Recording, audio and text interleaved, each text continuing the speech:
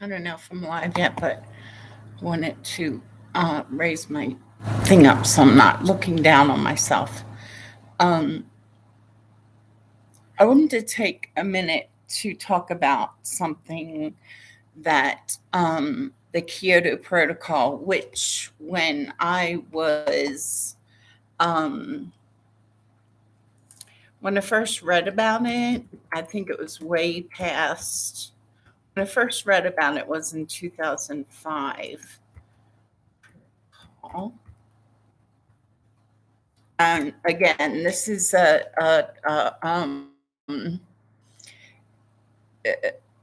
okay. What I found here is, and again, these dates, who knows how accurate they are because misinformation is purposeful on uh, media and governmental, depending on who's getting paid what for what.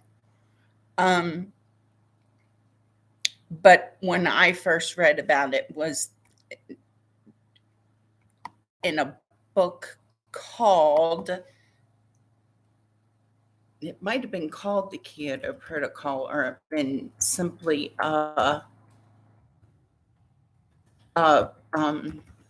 book about like the an assessment, and it was a very detailed assessment of the needs of uh, the environment, the earth.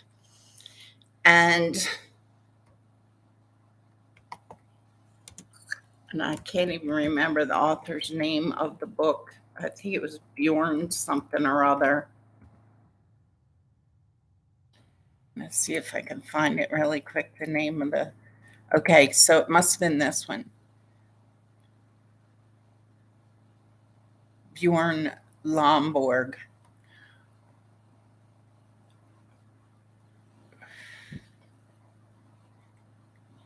UNICEF estimates that just 70 to 80 billion a year could give all, and this was published, will not stop this. Bjorn, I'm pretty certain because I remember the first name that this is probably the author, if this is not an excerpt from the book that I picked up. Very, very, very detailed book. Um, so much so that I could only read so much um, because of the amount of information, and just like really you could read a paragraph and be blown away by what you by what is said, because it's multi-layered even within the black on white uh, printed text that is the first layer of interfacial interfacial written communication, um, barring a word. I'm distracted right now because this model over here, these advertisements are so irritating because I like the clothing, but the model reminds me of my older sister Sandy, who can't stand for me to lose weight. Sorry, I had to put that in there. They had to put the ad in, so I'm going to have to put in what I have to say. Um, so, Bjorn Lomborg, global warming is the greatest threat to mankind, wrong, says Bjorn Lomborg. In the last of three exclusive essays for The Guardian, he argues that cutting carbon emissions is a pointless waste of money.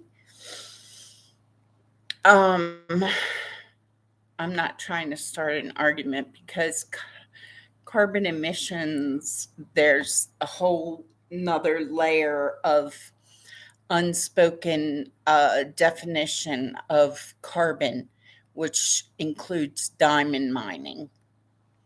So if you're in the know, which I know I am on this particular topic, I'm in the know uh, to a certain level, which is pretty good information, actually. And read Bjorn Lomborg's article in full, complete with footnotes and graphs, PDF file, Bjorn Lomborg's bibliography, running out of resources. Trying to think. Friday, August 17th, 2001. This evidently first appeared on the internet here.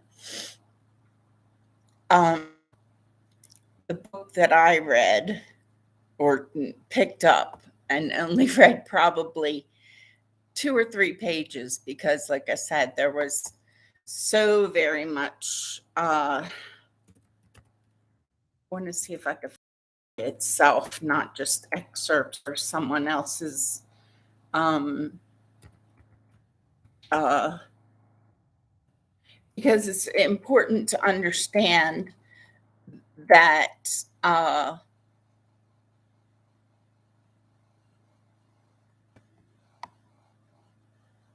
he's Danish environmental economy author, noted for controversial views about climate change and resource scarcity.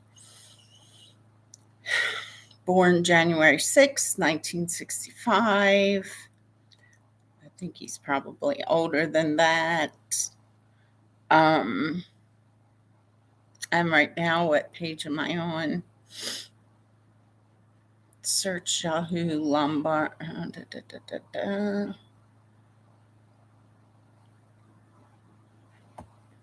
This is like excerpts from Wikipedia, Amazon, Lombard.com. I'm looking for the name of the specific book. I mean, this book was like this thick, and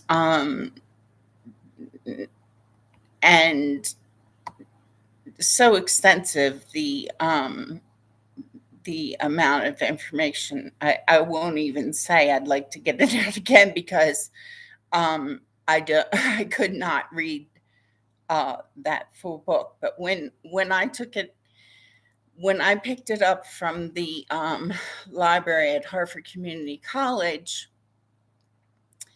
was in 2005, and it would have been right before one of my returns to Colorado from Maryland. And the thing that isn't talked about, first of all, I had never even heard about the Kyoto Protocol, and I know he goes into it to some extent in this book, and and I didn't read enough of the book to know if the entire book was talked about the Kyoto Protocol or just the few pages I happened to open up to. But the important thing about the Kyoto Protocol was that it was a treaty type of thing brought about by the United Nations, and the treaty was about carbon emissions around the world, different countries, and all the countries, or at least the most important economic globally, the wealthiest nations of the world were expected to sign the treaty, and China was the only nation who wouldn't sign the treaty. And so that was a controversy in itself. But how many years later, I can't find the book. um, the specific to be able to look at when it was originally written and published. But I, again, the part that I read was in 2005. So here it's 2022. And within the past few years, I started to realize, just pondering it, and then like little tidbits of the protocol where was being mentioned, where I had never even heard of it before. And I think that it was drawn up like in the 90s, in the early 90s. Um, But what I started to realize or ask myself, isn't it interesting that China was the only one who wouldn't sign the Kyoto Protocol? Now, and then what it was about too, which kind of negated its purpose in the first place, was that there was a loophole written in the Kyoto Protocol, and that was that different countries uh, could purchase, um, what did they call them? Um, from other country or from other corporations, they could purchase vouchers or I forget what the exact terminology it was, but like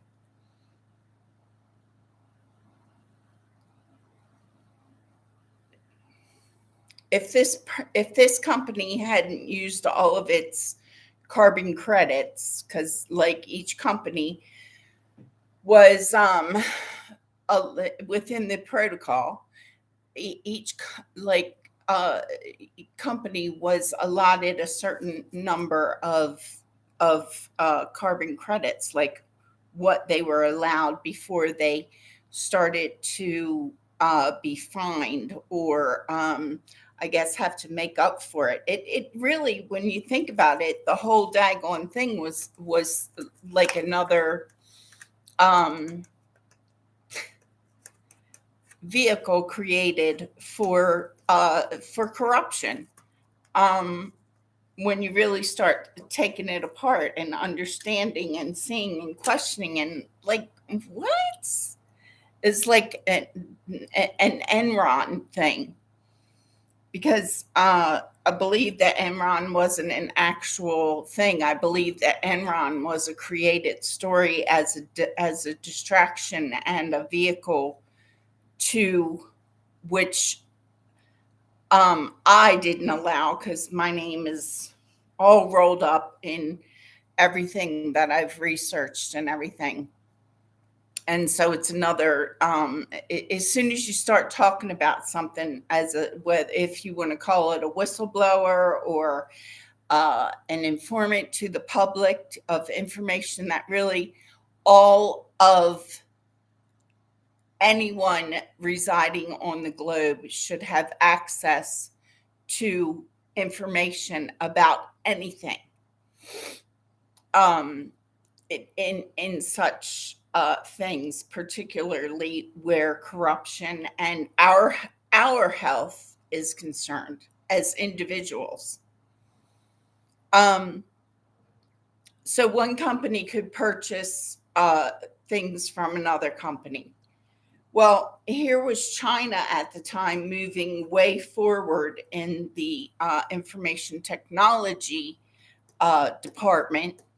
If you and when I say department, I'm talking about the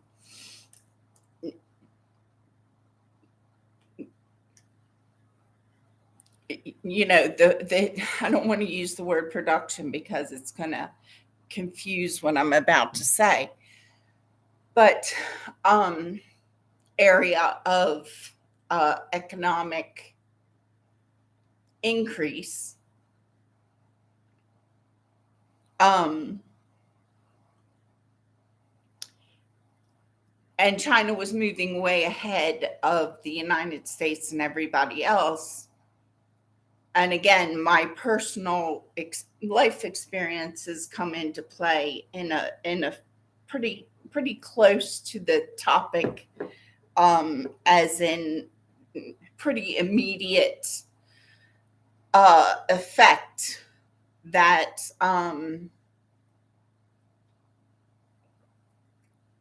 all right, maybe not so immediate. If the Kyoto Protocol, if was established and printed and all that, it's like, let's say 1990, and my life started being affected by it, as in catalytically, like when I could notice I was being pushed out of belongings, computers and phones were one of the first belongings that was targeted of mine, in making certain that I was pushed into poverty, complete poverty. I was already living in poverty as an American citizen and treading water, but so you're talking like a 15-year difference if the protocol was enacted in 1990. But then after that, there was that was the catalyst. And in other words, the Kyoto Protocol happened here, and then it started affecting my life 15 years later. But then the way it started exponentially affecting my life, like dominoes falling, was it was an exponential increase. So the fact that China didn't sign, and China was moving ahead in the game of information technology, then information technology, other than the manufacture of the parts and whatnot, doesn't really, information technology in and of itself doesn't present an immediate noticeable, oh my gosh, we got to shut technology down because it's such a huge effect on the environment. Or we don't think of it that way, because how does me being on the computer, it's not as noticeable as an immediate effect on the environment as the building industry. We can clearly see immediately how the building and overbuilding affected our environment. And so if you think about and ask the questions, okay, why didn't China sign the Kyoto Protocol? Because first, when you're reading, or when I was reading, maybe other people more in the know at the time read through between the lines quicker than I was able to. I've talked about this before. I've always had reading comprehension issues, and I always have to read things, even simple things, very many times before I have a complete logical understanding and acceptance, and being able to digest and really feel confident in myself of the meaning. So to think about the Kyoto Protocol and the fact that China didn't sign, and China's over there saying, we're moving way ahead in the information technology, and we're going to have all these tickets And honestly, that's about the time the expression "that's the ticket" started rolling. And if you understand how trigger phrases, trigger words, um, catalyst phrases, I like to use better because trigger isn't a very pleasant word. Um, when you begin to understand, which I have begun to understand, how those embedded little catalyst uh, lingo phrases, popular, whatever it is, keep on trucking, baby. Whatever the popular, those are created purposefully. And that's the ticket came along around the time that the Kyoto Protocol was being. And interestingly enough, one of the first people that I ever heard use that expression was someone who I was close to and who was high in the construction industry. And anybody who knows me personally um, probably knows who I'm talking about. Um, he used to use that expression um, quite frequently with a big smile on his face, and he was high up in the construction industry. Um, so here's China over here looking all innocent, saying, "Well, we don't have to sign the Kyoto Protocol because our focus of economic increase for our country is the is information technology, and we're not using a lot, even though historically." Um, China has been one of the biggest manufacturing, but I don't want to go into that because I don't know. I haven't researched enough to know. They were one of the biggest manufacturing companies, but the economics involved in all of that were when I was a child. So it's not. I don't feel a responsibility to look any I'm picking my battles, and this is a real time um, issue for my age group. Um, and the construction thing is a facet of what I'm talking about right now. Um, so China's over here going, we got the tickets for sale because our focus of economic increase is computer technology, and we're not manufacturing like we used to. And so we got the tickets for sale.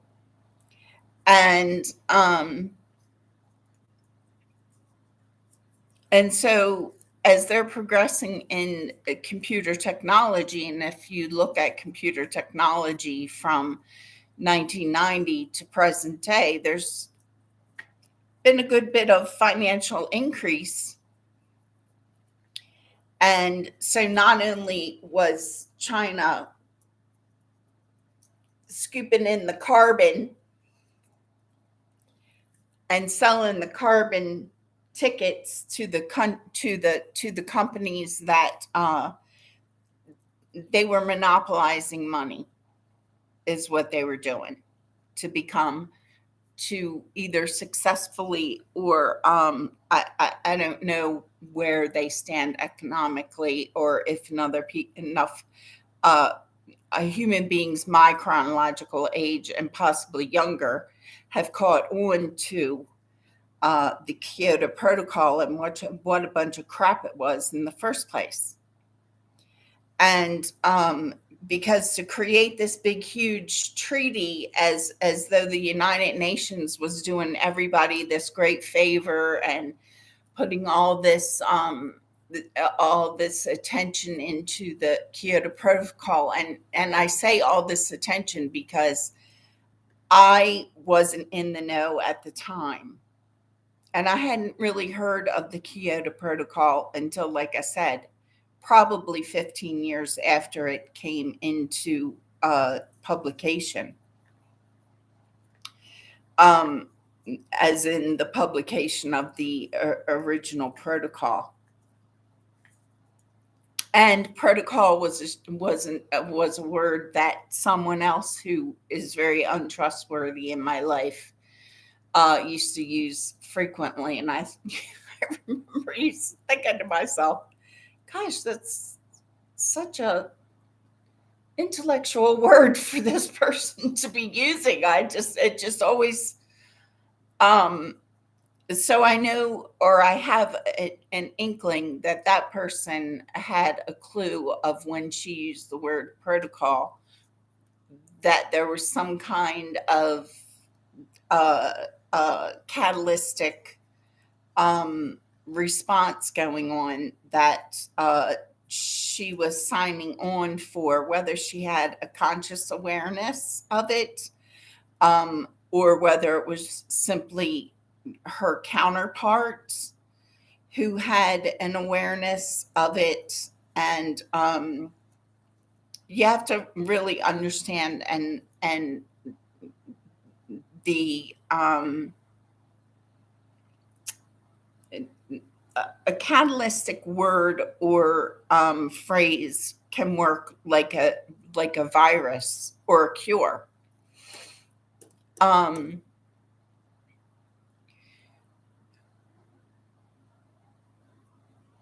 So there was the word protocol that was being used frequently around me, and there was the catalyst phrase, "That's the ticket," being used around me frequently. And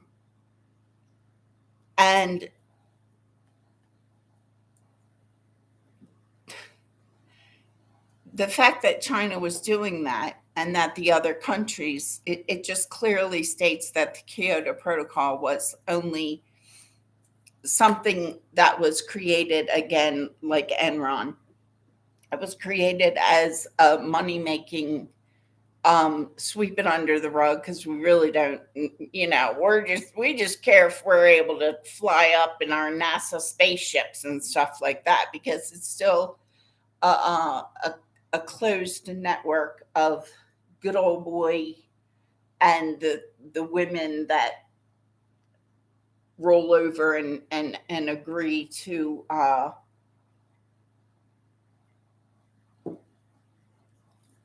accept, either by way of blackmail or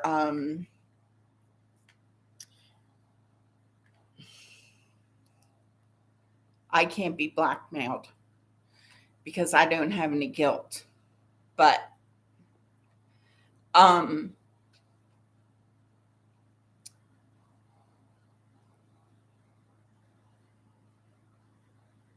I was swept up in a momentum that I wasn't understanding. I was swept up in a momentum of something that was going on that I was very uneasy about, and then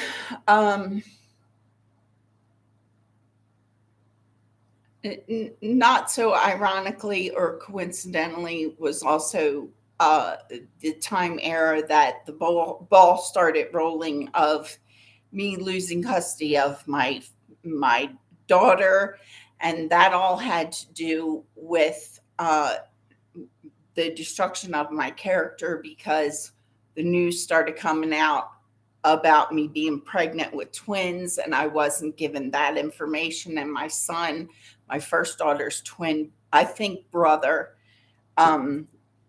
just by way of maternal instinct and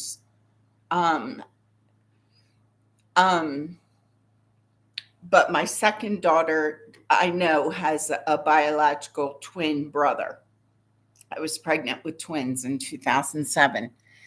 And in 1987. And I've talked about this many times, but to understand that all of this came into play in an era where I was starting to be like, at first everything was great, and I was like, oh yeah, I'm going to move to Colorado, and I've got this new boyfriend, and he's got a really good job, which I had not yet experienced because he had a stable job and made fairly good money, and my first daughter's father didn't, ever, because he spent a lot of time at the bar and in the cocaine rooms, evidently. Um,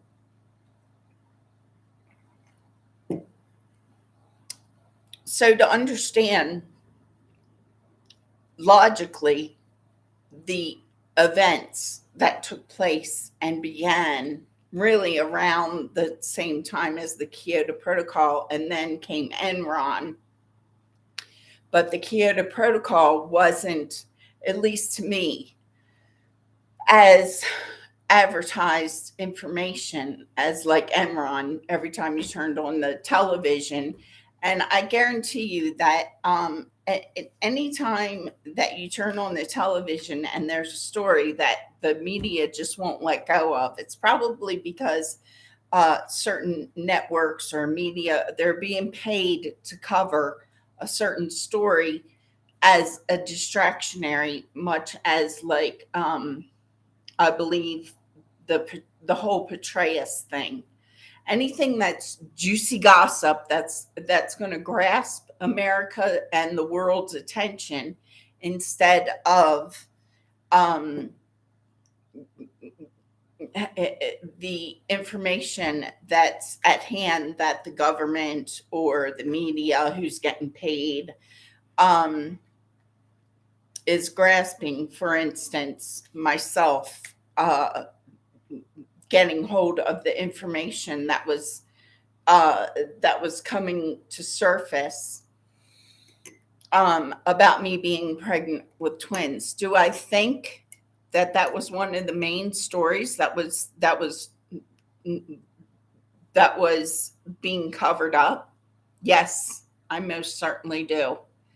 Um, do I feel proud, or does it make me feel egotistically um, superior because my son was kidnapped at birth and black marketed, and that information I didn't even have, that I was pregnant with twins, because my existence on earth as a Christian person and an ethical person and a moral person was so strong that the media and so much attention had to be paid, and cover-ups created, and uh, it doesn't provide me any kind of egotistical feeling of eliteness or superiority. It makes me angry and sad.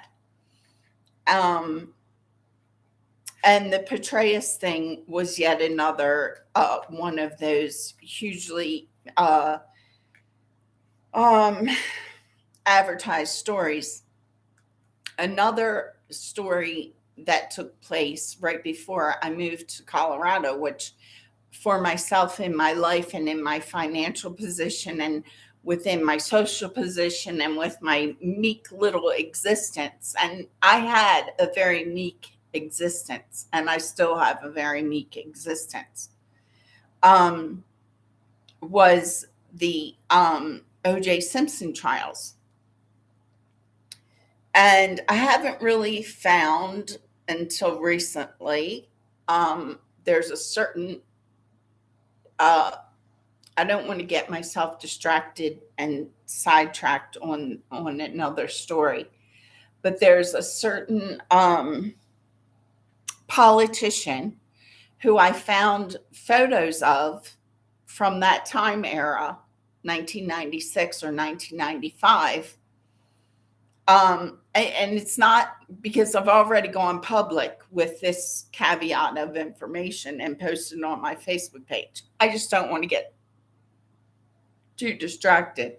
And if I pull in too much attention at this point in time, then I'll start being pummeled with different different things that I need to take care of some other stuff in my personal life than to be constantly um, pulled into politics and whatnot. But this particular politician, I found photos of within the Hertz rental car company.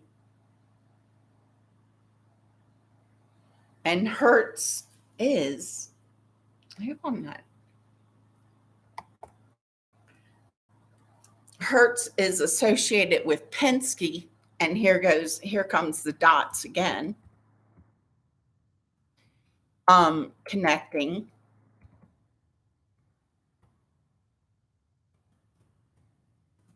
And O.J. Simpson was the famous uh,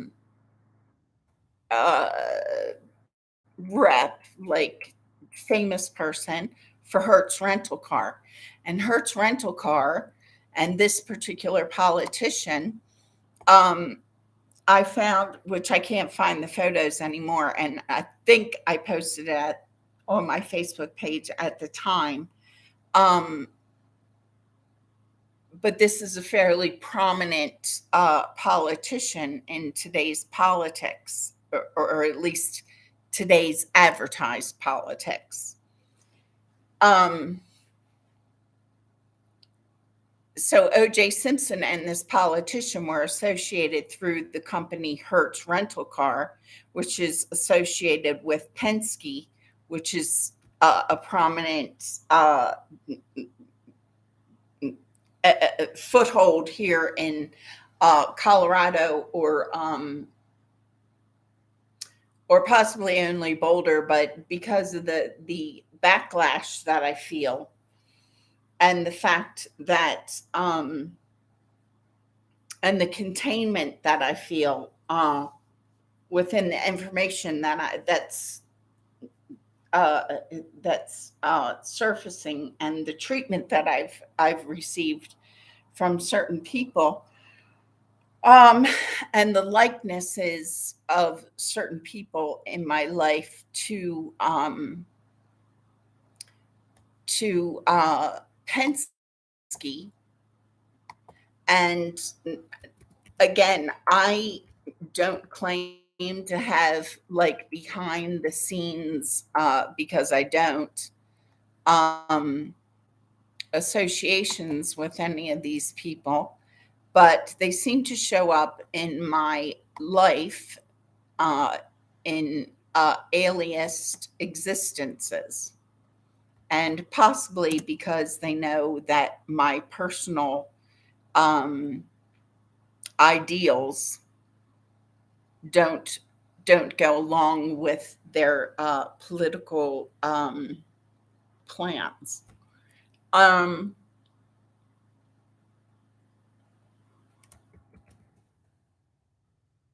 and the former,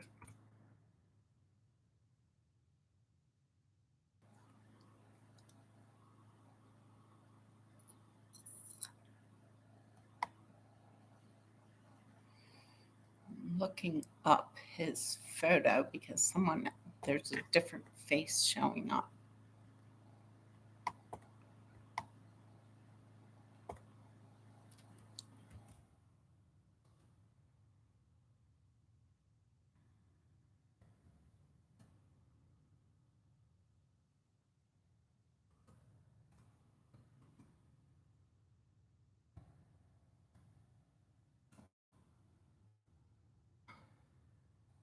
Yeah, there he is. Personally, I see possibly Penske, if I'm pronouncing his name right. And of course, you can see the obvious connection of the topic. Oh, Pence. But Pence resembles two certain peoples from my personal life, which I didn't realize at the time of the running. Um, but I personally have to question Pence as possibly a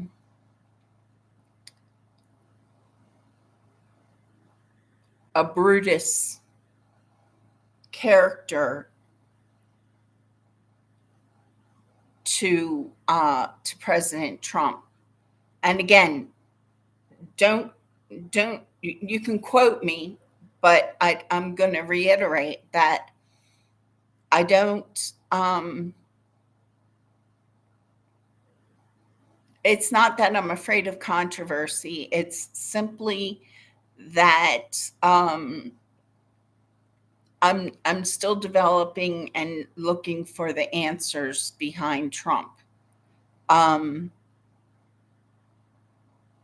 because honestly, I thought that he was going to be a much better president, and I still don't, because of I don't believe media, and because of my own personal experiences.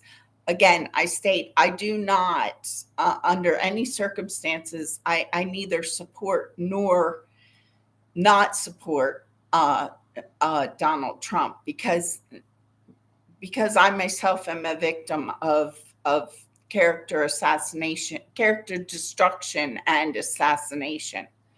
Um, but Pence, I know, except for the likeness to my of President Trump to my biological children's father, as though he almost could be like Petrus's father to me, from what I observe. So there's my hesitation. It doesn't have to do with politics or money or being afraid. It has to do with dedication, which my biological children's fathers, either one of them may or may not uh, deserve my dedication. But as a Christian woman, it's something I go back and forth on because of what I've experienced. Now, to just realize now and connect another dot in real time, as in my conscious awareness, that Pence has a resemblance to my first daughter's father's first wife's family. As though Pence could be my first daughter's father's first son's, as in my first daughter's half brother's grandfather. Now, none of these political connections, which very well may possibly be actual connections, none of them have benefited me or my biological children. So anytime I get on this topic and I talk about my dedication to both of my children's fathers, in regard to my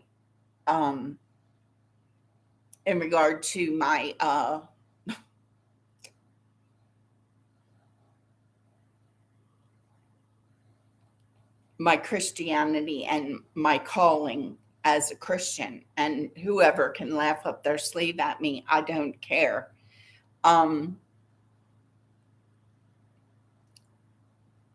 But to make anyone listening or watching aware that I personally have not benefited from what I'm finding in these connections, and very personal connections. And as a matter of fact, it causes me to go back and say, men, maybe you should keep your penises in your pants and your sperm in your sacks and start taking care of your biological children as financially equally as you possibly can, instead of using this child for a political stepping stone or financial stepping stone, and mistreating the mother as best you can get away with. And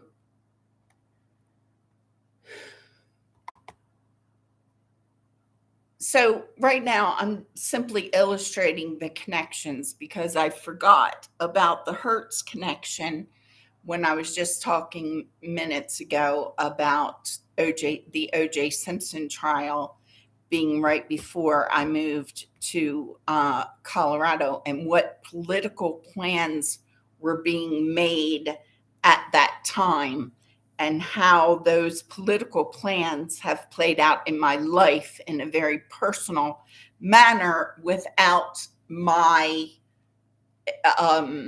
realization. Me just living my life. Da-do-da-do.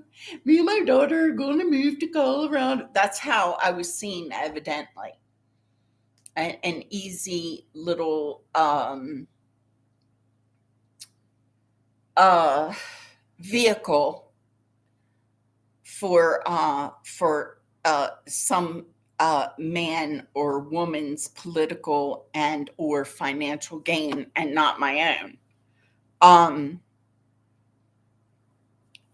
So I knew that there had to be a connection, because there's so much directly, how my life has been so directly affected by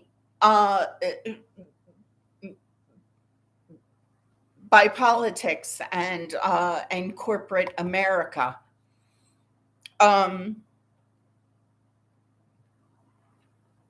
So back to the Kyoto Protocol and the time period of that.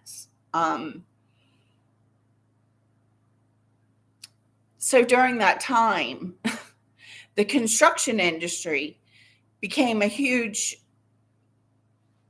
booming industry. And so it's not interesting, it's angering to realize that that's also the China's over here saying, I got the tickets, you can buy some tickets. And the tickets were the freedom from being held responsible as the industry for environmental protection and rejuvenation, or at least being held responsible to make certain that there was some counterbalancing going on, which there wasn't, as I think we all can see, unless it was done in other nations. And here's all these lush nations, while the United States, I don't know, because I've never gone out the country other than across the bridge in Buffalo, New York, to Ontario when I was 17 years old in 1981.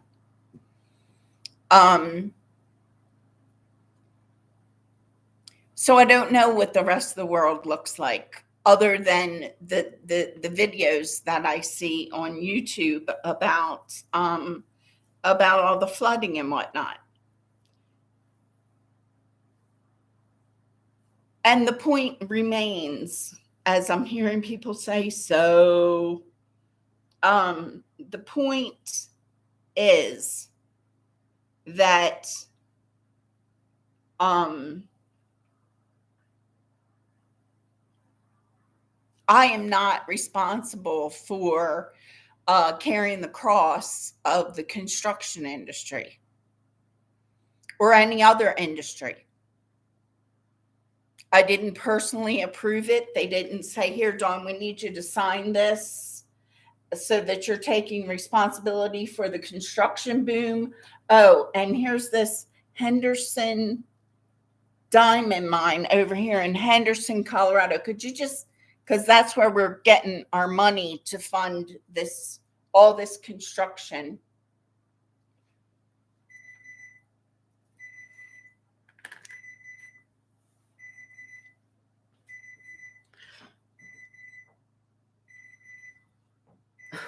Those who know me know exactly what I'm getting at.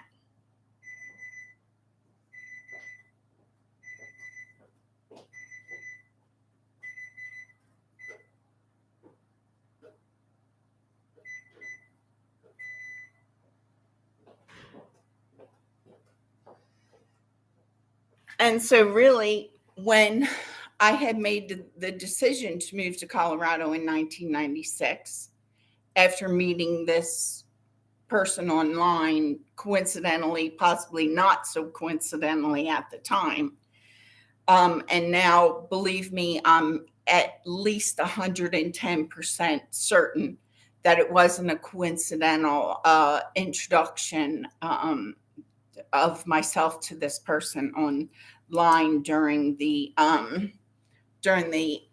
onset of online dating in 1990.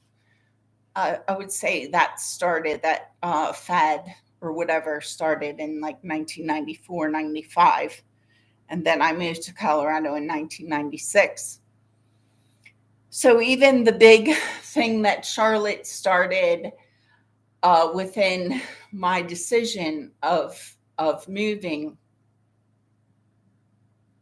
might have been a whole farce created as a distraction to keep me from having any real time awareness of what they knew was taking place and the connections and the politics that were going on and the involvements of people that were in my personal life and how they were involved. No one wanted me to know.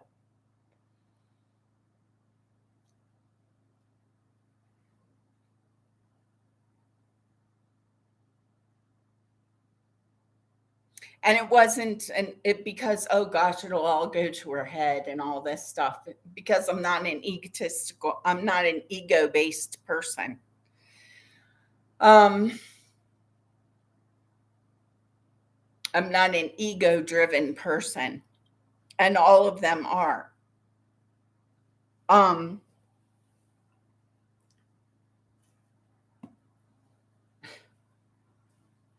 So that whole thing, oh, Dawn, you can't move to Colorado. And I'm thinking to myself, I'm 32 years old, mother. Or I wasn't just thinking to myself, I'm like looking at her like she's insane, trying to tell me when I was 32 years old that I can't move to Colorado if I want to move to Colorado. And so it became this big, huge thing. Whereas I was like, "Mm-mm-mm." And keep in mind, at that time, I was still a very dedicated daughter. I didn't speak out. Um, I didn't. I didn't air our family dirty laundry from my childhood. I didn't do any of that like in a public manner. I didn't even do it within our family. It was like I drew as much from my childhood as I possibly could to create a positive future for myself, and and better relationships within our family, so that we as a family could move past our or my childhood. Um, but again, my attitude and my dedication to being a daughter was much stronger and much deeper than any other than my brother. My brother had the same type of loyalty, um, and it could easily be recognized. Whereas my younger and my older sister, they didn't have, but they had they have similar characters to Jean and Charlotte, which I and my brother did not. Now, again, I can't take up my brother too much because I don't know how much he was eventually sucked into. I have not been sucked into any kind of unscrupulous or unethical behaviors um, in exchange for uh, any kind of um,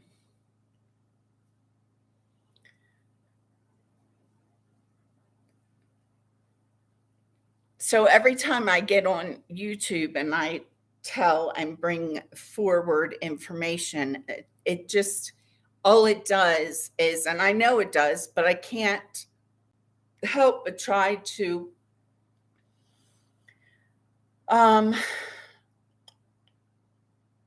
it's the only way I have of keeping myself above being buried as I was, which was how I was kept in this condition of being taken advantage of in such um, profound ways. It's This is the only way that I have to keep from being buried in the betrayal and the pol of within my Henderson family politics, as in immediate family unit politics from my childhood.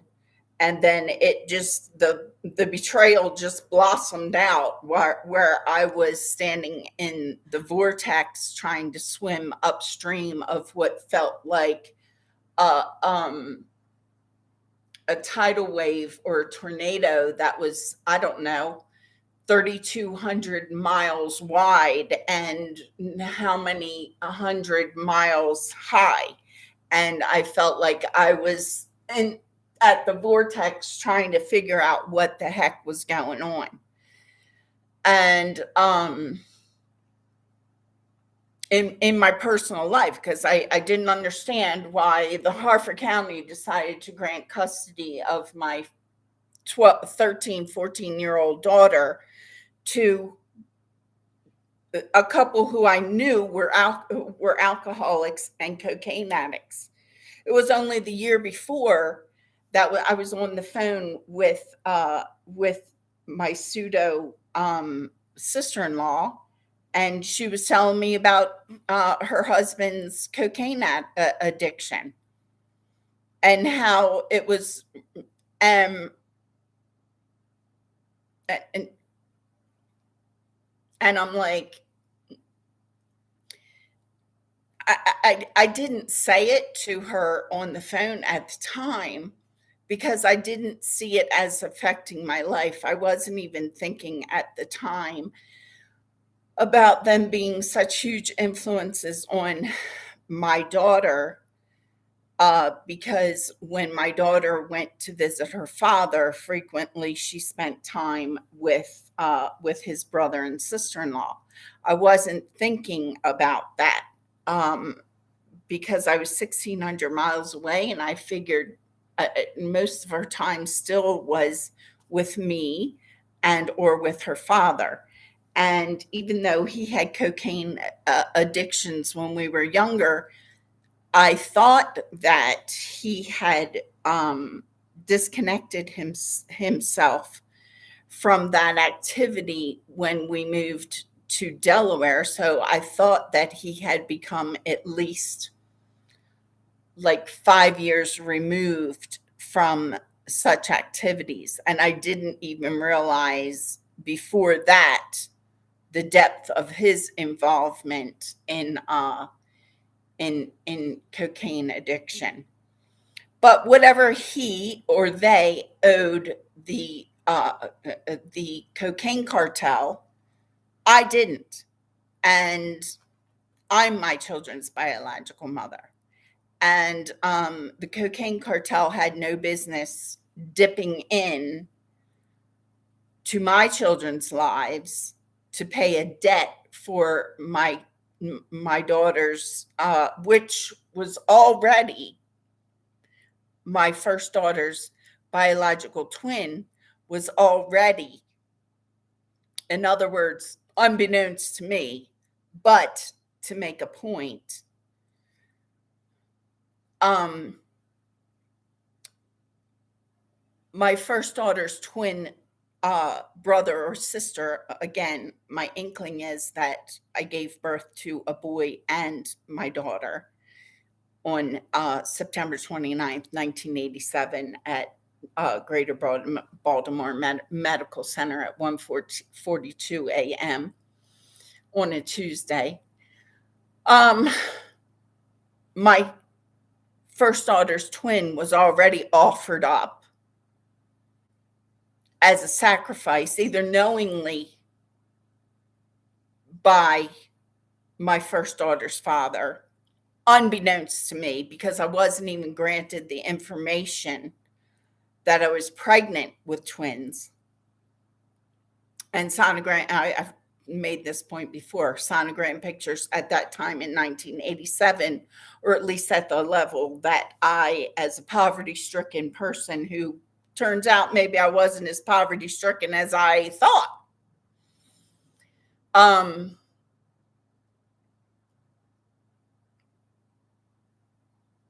my first daughter's twin was already offered up, and sonogram pictures at that time were not as clear as they are these days. Now, someone in 1987 who, was perceived as a wealthy person might have had more clear sonogram pictures even back then. In other words, I'm now aware that not everybody receives equal health care, no matter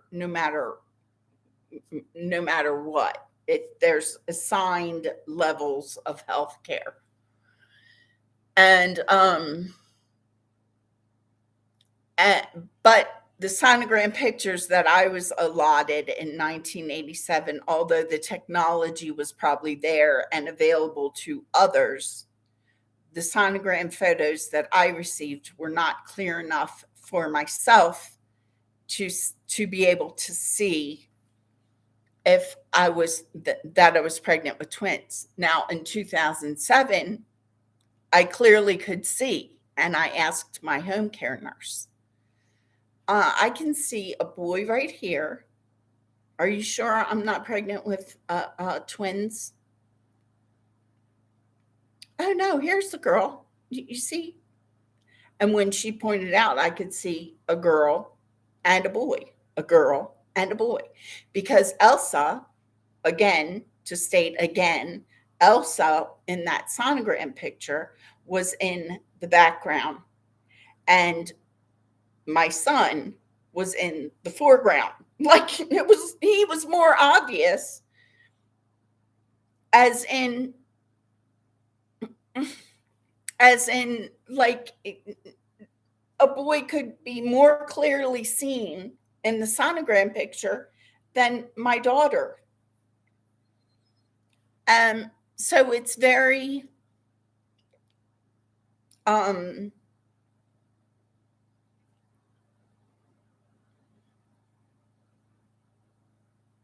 irritating to realize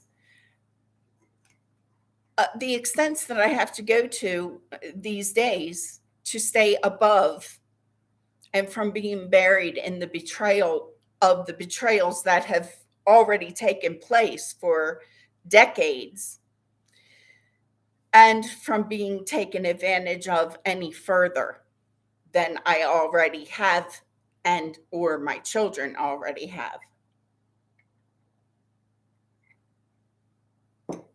And when I say already have, that's I don't intend for that to be a loaded uh, acceptance, or a statement of acceptance um, of whatever plans are being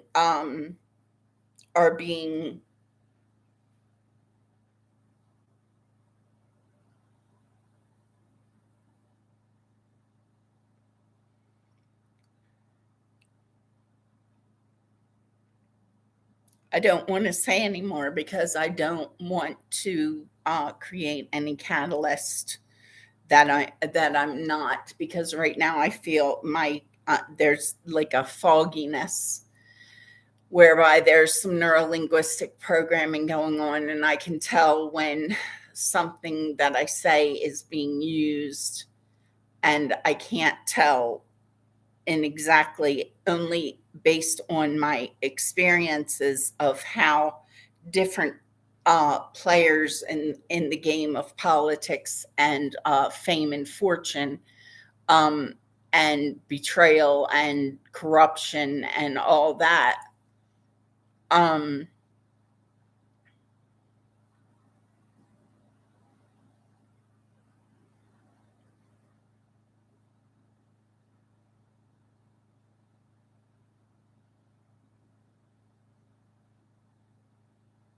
and and so and therefore, back to my point about the Kyoto Protocol and the fact that that from what I can see and the information that I've received via different um, documentaries and whatnot, because all of the information that I personally receive is like propaganda type information. So now I'm questioning whether the reports of flooding and fires and whatnot are actually real. And I'm talking about around the world. I'm not talking about necessarily the immediate area in which I live, which is Boulder, and the fires that have taken place, because I can clearly see um, the damage of the fire. So there's always this. I don't want to say too much, but I don't want to be taken advantage of either emotionally or financially, um, by stories around the globe, which might be over, like, even to right now, I'm even questioning, whereas in the past, I just accepted that if I saw something so serious advertised, I would assume that it would be true. Politics are a different thing, but I didn't have as complete awareness and understanding, logical understanding, not with compassion, because I've given compassion and I've been taken advantage of within my financial life, and I've been denied knowledge of monies that and land ownership that I have rights to. Um, and so even the story of and I'm going to challenge Britney Spears, because I used to stand up for Britney Spears and all that backlash of media she used to get. And I would, and I stated many times in that time era, and even within, and then like the stories about her family and how she was being denied, and I was like, gosh, I kind of relate.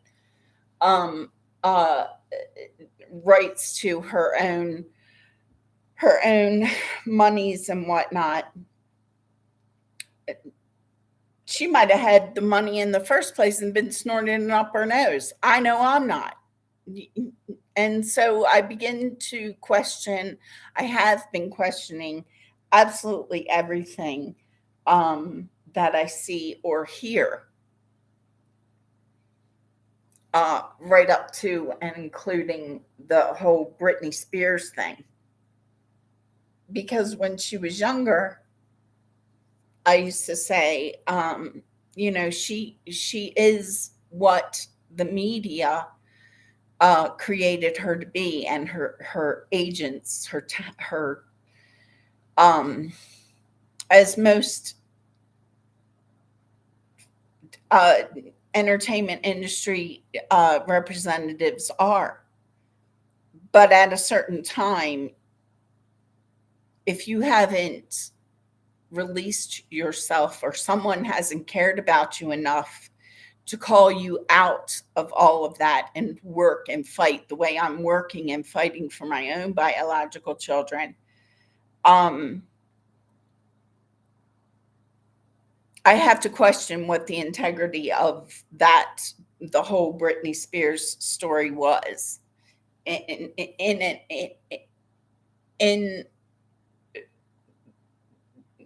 and of in other words, I can only have so much compassion for Britney Spears anymore, because until I see her more consistently coming forward about information about the industry and how she was wronged, or things that she's aware of, or just to honestly tell her own story. Um, I can only think that she's bought into the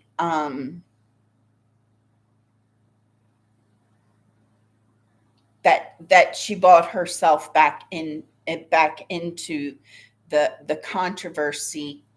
And again, I don't want to overjudge Britney Spears' character, because she I'm certain has an alias just like most other um famous people. So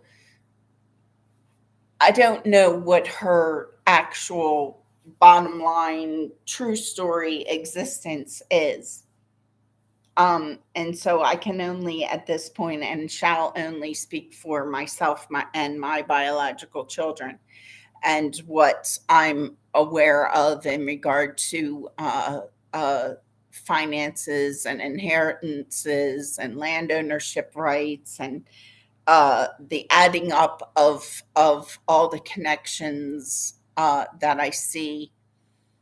Um,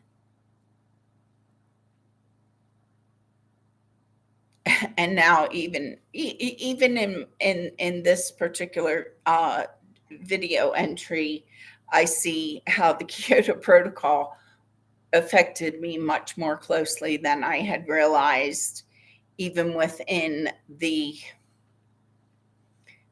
the big picture thing of the environment, and how the environment and the lack of trees has affected my life. Um, Both in my personal physical health and in my emotional health, because my emotional health personally has to do with being able to go and see the trees flourishing and flowers and all that kind of stuff. Um, my personal happiness isn't wrapped up in walking outside my door and being metaphysically or physically zonked over my head with the sighting of dilapidated, rundown buildings, the lack of living human spirit existing, because there's so much drug addiction and so much corruption and so much um, buildings everywhere and hardly any trees. Um,